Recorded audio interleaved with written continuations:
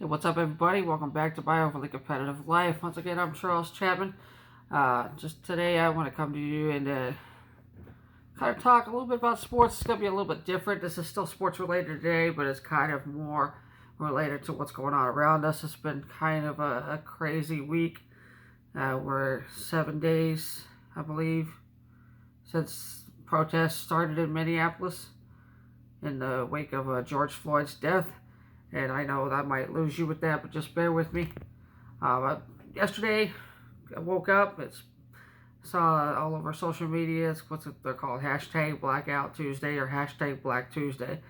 And the precedent behind it was the idea that to silence your own social media activity and share, voice to the African American community, to black people in America, and share their thoughts, their ideas, their music, their art, and donate money, share sources that you can donate money to, different fundraising options, as well as speaking out against racism. And so I participated in that yesterday, and I did a lot of, if you followed my other social media, my Instagram, my Facebook for My Overly Competitive Life, I did a lot of screenshots of what I thought. I decided, it's a sports page, it'd be a good way to participate, use that platform a little bit, my Twitter, my Instagram, my social media, my Facebook, to share the thoughts and ideas of prominent black athletes, coaches, journalists, people within the sports community that are otherwise silenced, especially blacks. And I did that because, I felt like this wasn't me kind of turning against my cop friends or turning against anybody that's like black to blue or turning against my white friends. It's not that at all. This is just, it's time to take a step back and listen. Because obviously arguing with each other is not working. So it's time we take a step back and we truly listen to our black friends and what they have to say.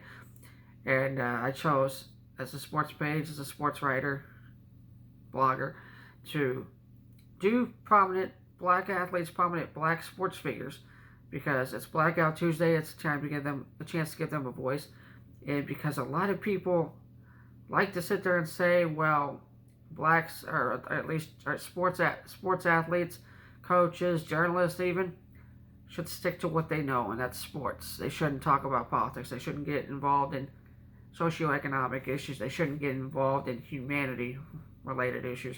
And I couldn't be farther from the truth.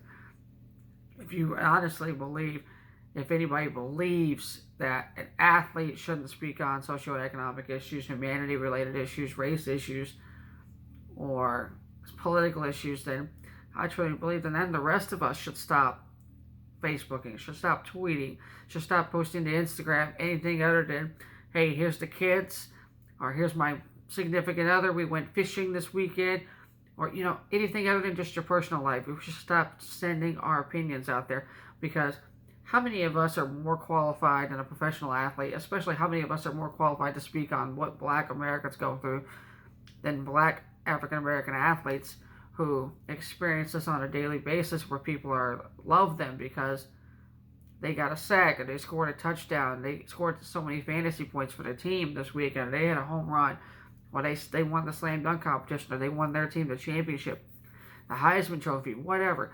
But at the end of the day, that same athlete, they wouldn't let him date their daughter. They wouldn't let him hang out with their sons. They wouldn't be friends with him in real life if they were just a regular person, but they like them because they're great athletes.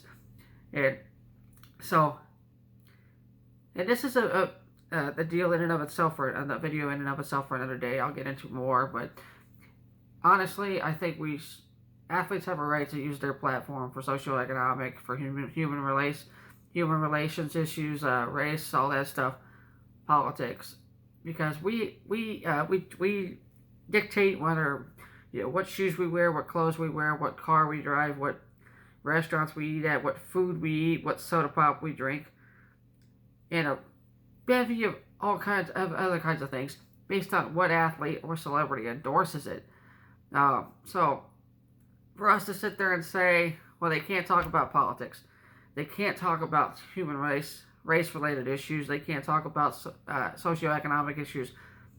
But you're free to endorse the Big Mac. You're free to endorse Sprite.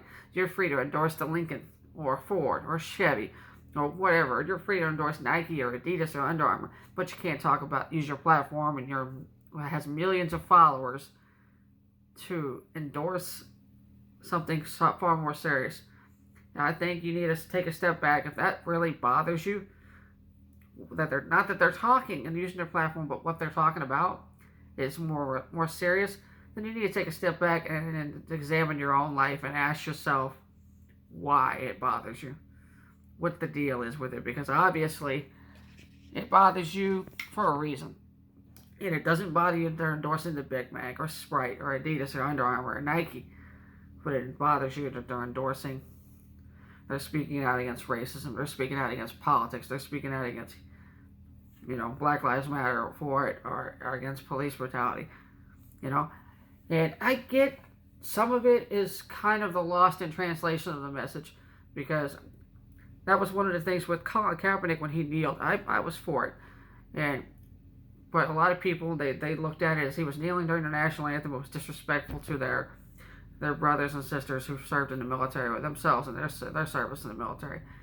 But reality is, a military guy, an Army Ranger, told him that he should kneel, because that's what soldiers do. That's what military personnel do when they lose someone, to honor that fallen comrade, as they kneel. And that's another video for another day as well. But I'm just saying, I get the lost in translation part of it, which is why you have to be careful how you present your message. But we get upset when they kneel. We get upset when they go out and they protest, and things get ugly. So it's an issue. It's time to start listening, and that's what yesterday was all about, was listening to African Americans, listening to Black Americans in this country. And so I shared a lot of different ones from Stephen A. Smith, Colin Kaepernick, Patrick Peterson, Neville Gallimore, Jordan Evans, a lot of guys that played at the University of Oklahoma, guys that from this area, professional athletes, coaches, Tony Dungy. I shared a lot of those yesterday. Lisa Leslie, a former LA Sparks basketball player in the WNBA. So I shared a lot of them. And even lesser known athletes. There's a young lady I shared yesterday who plays basketball and volleyball for the University of Oklahoma. So I tried to really get in there as broad a spectrum as I could. Today's video, I kind of want to continue that, but just a little bit of a different deal there. Just kind of bring light to something that I think is very, very good. And that's Chanse, Sylvie, defensive back from University of Oklahoma, came out with what he calls his steps to police reform in 2020, to highlight police brutality and how we can eliminate that kind of stuff. There's 4 steps he's got. It's really simple. I'm going to kind of go through. I'm going to read the letter he wrote that he's been tweeting out, and he shared it in Houston at the protest yesterday, and he's sent to a bevy of different media outlets. I want to read the letter to you, read the 4 steps, kind of give you my thoughts on it, and then share that with you. Hopefully you can share that with your friends, and maybe we can get some meaningful conversation from this, and Chanse can make a difference with what he does. And I want to preface this by saying, a lot of you guys sitting there going, well, we really shouldn't listen to a football player, a college football player, trying to tell us how to reform the police department. And what if I had told you, I guarantee you, if I had introduced you to this guy as somebody with a degree in political science and criminology, who came out with a letter regarding police reform, I guarantee you guys would be interested in listening to it. But that's just what Chanse Sylvie is. He graduated in 3 years from the University of Oklahoma while playing college football in one of the most competitive conferences in the Power 5 conference schools, the Big 12 conference. Graduated in 3 years with a bachelor's degree in political science and criminology with a minor in African American studies. This guy has been accepted to grad school. He's got a 3.0 GPA. Does a lot of good for himself. Does a lot of good for his family, his community. Smart kid. Really smart guy. So, I'm going to tell you something. He's more than qualified. So, I'm going to read this letter to you, give you my thoughts on it. Give it a listen. I promise you, you're going to like it. But it reads as titled Equal Protection Under the Law, Seeking Meaningful Steps for Reforming Policing in America. And it begins, the letter goes, I am a 22-year-old black male who graduated from the University of Oklahoma in 2.5 years. I am currently a member of the Sooner football team, a master of global affairs with a concentration in security candidate December 2020, and a member of the Omega Psi Phi Fraternity, Incorporated. Notwithstanding the accolades, I feel the effects of systematic racism and injustice simply by virtue of being a black man living in America. Like many of my peers, I have been stopped by the police before and fear that the encounter may lead to harm or even worse for me. And this is not a burden that I should have to bear. I should not have to live with the reality that my life is less valuable to many simply because of the color of my skin. My father served 22 years in the United States military and pledged the ultimate oath to give up his life to create a safer America. But I oftentimes feel like his sacrifice was not enough. The institutions for which he fought do not represent the basic principle of justice for all. The America he swore to protect has not laid the foundation needed to protect and serve its people of color. For these reasons, I am angry. I am frustrated. But most of all, I am afraid. I am afraid that 20 years from now, I will have children who are still dealing with systematic racism just like I faced today. My parents experienced racism. My parents' parents experienced racism. My grandparents' parents experienced racism. And the sad part of that is, I see no efforts being made to prevent my children from experiencing the same racism. It is sobering to think that since 2013, over 6,000 black people have been murdered by those who took an oath to protect and serve them. That is insane. Take a minute and let that sink in. Over 6,000 who died at the hands of police officers. That fact in and of itself clearly evinces that the system is broken. And when something is broken, it must be fixed. Ignoring the problem is no longer an option. The loved ones of the 6,000 black people who lost their loved ones deserve an effective solution. The millions of young black men like myself deserve an effective solution. The millions of men and women who have lost their lives fighting for every American's freedoms deserves an effective solution. Every American deserves an effective solution. Eventually, the protesting will come to an end, and when the dust settles, what will come from this outcry? Will George Floyd's death be a distant memory, or will it be the defining moment that leads to effective solutions? The protesting has certainly gotten the public's attention, but we need more to get the public to work towards solutions. I have a plethora of ideas, beginning with completely transforming police accountability.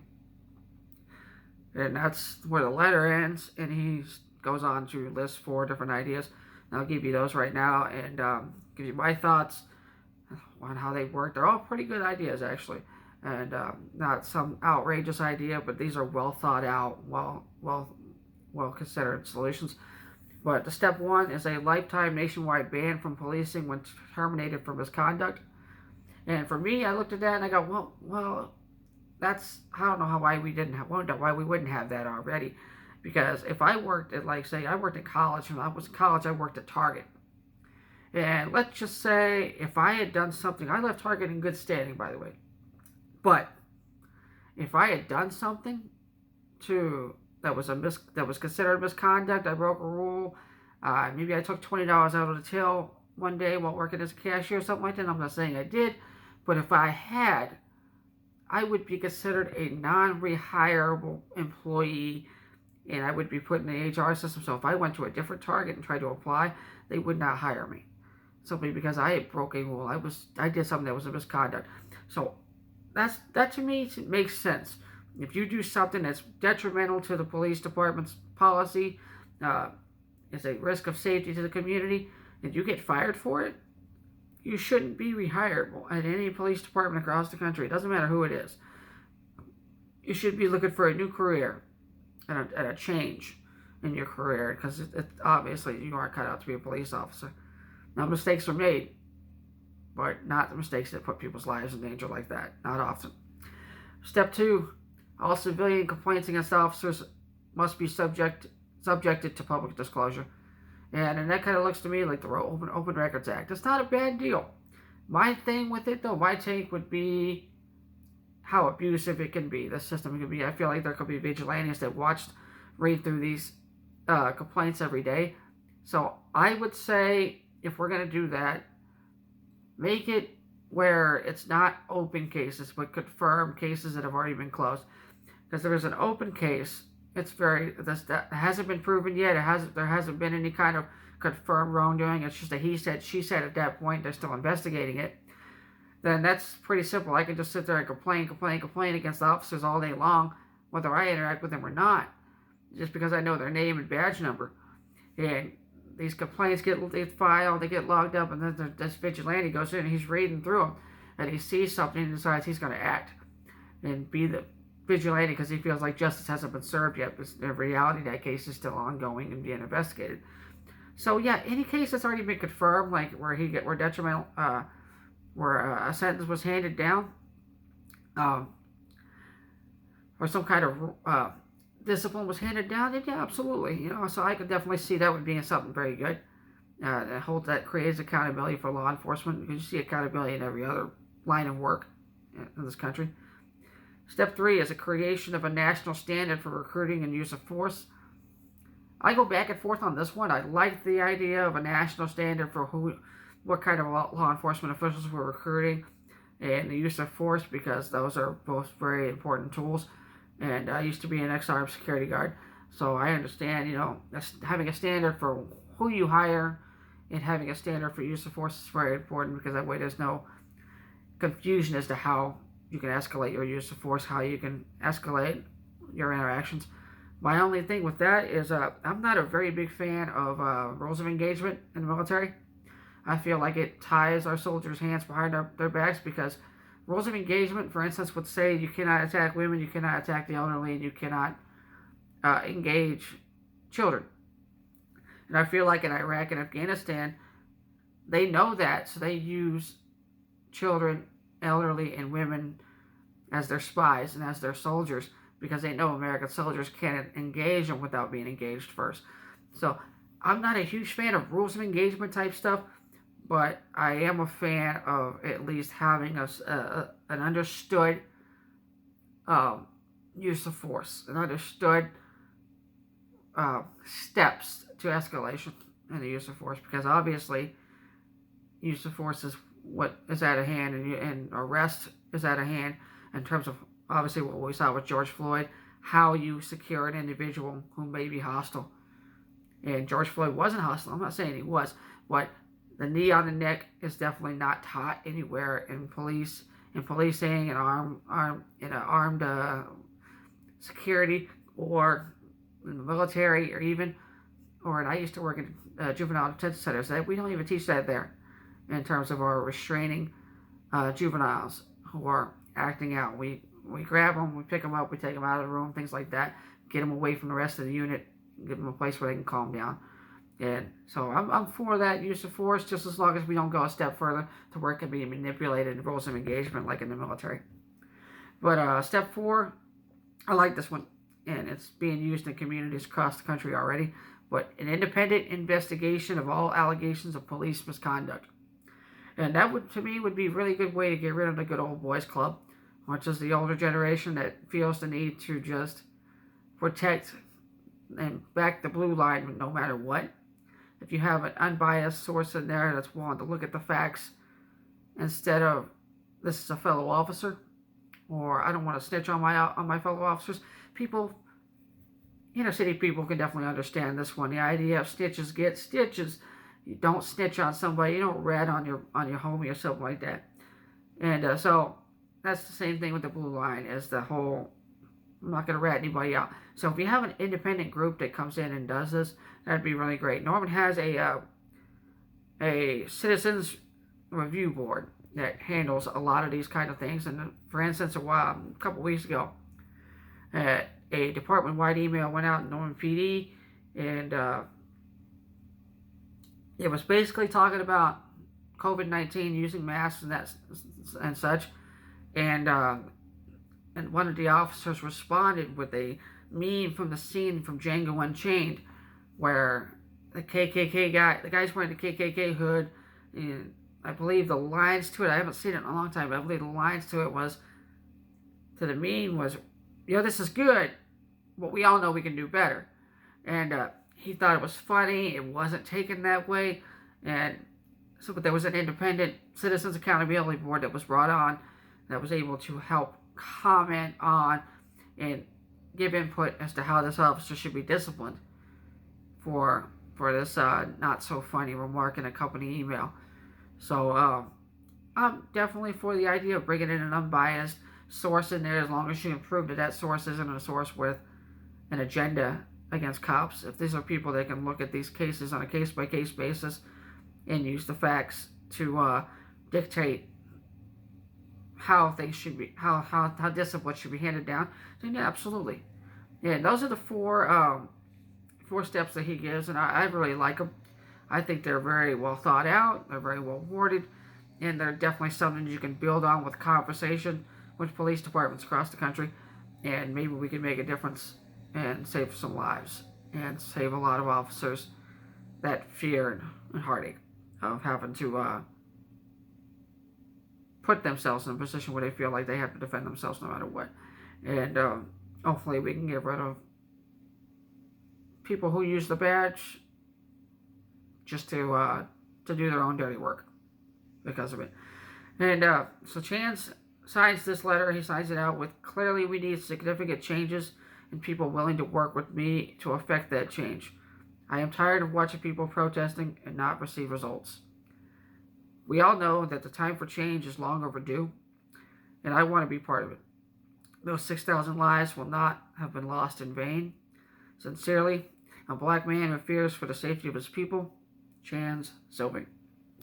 So there you have it. There's the letter.